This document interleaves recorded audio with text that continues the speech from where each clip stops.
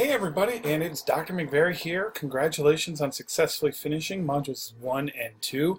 Every single person was able to set up a blog and start posting and join our class stream, and we were all able to annotate some documents.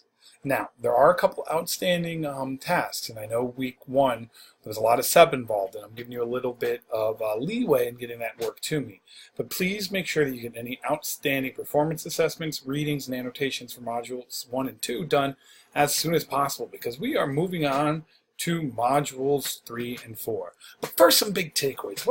What did I see in modules 1 and 2?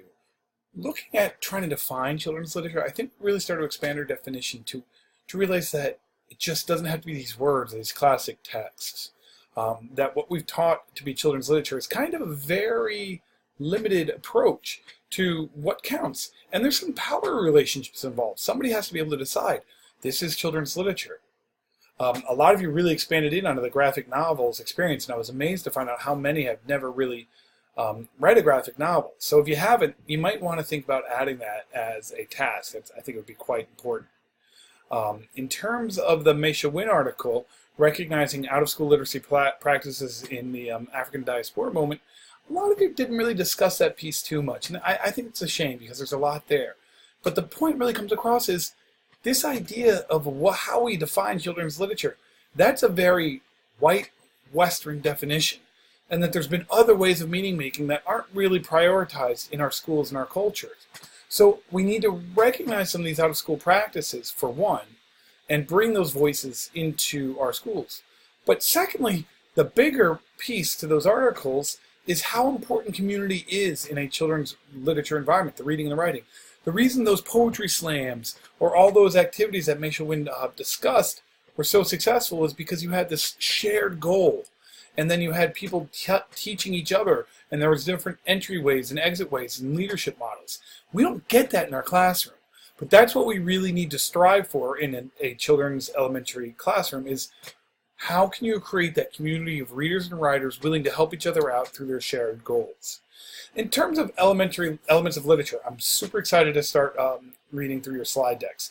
That was your first taste at, what does it mean to create some kind of document to teach somebody else? Whether that's in person or remote, but focusing in on this is that key objective, here's some of the tasks, this is what you need to understand.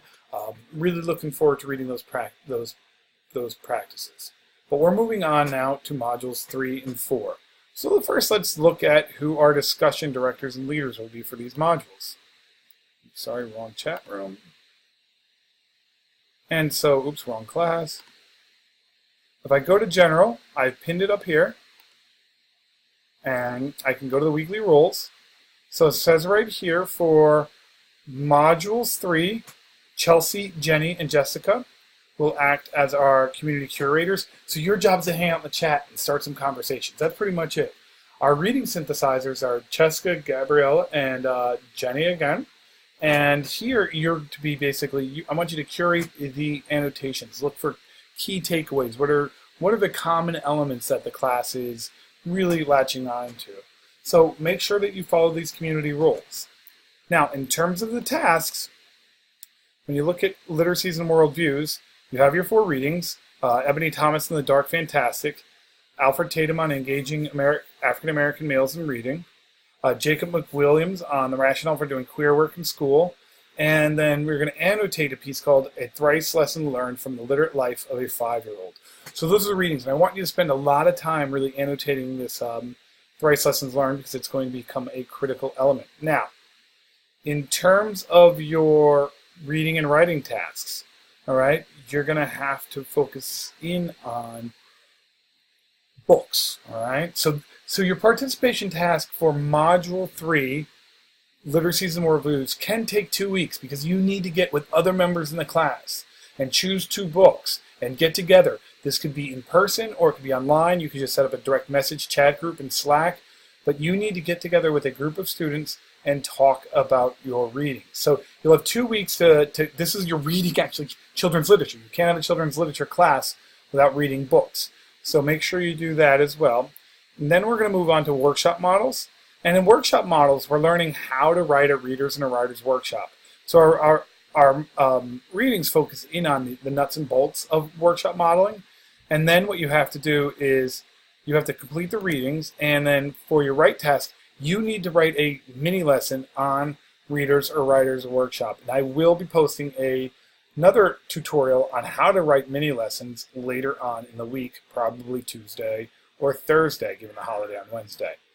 Your performance task is to watch this playlist. Then just tell me watch the videos and tell me what you think needs improvement or what went well in those in the Readers and Writers workshops. And that's the goal. We do have a holiday this week with the 4th being on Wednesday, but you do need to buckle down and get to work. This is an intensive online class. You should be expecting to be working 2 to 3 hours a day doing reading, writing, talking to your peers. But I think we had a good launch, figuring I was away at a conference for the first week.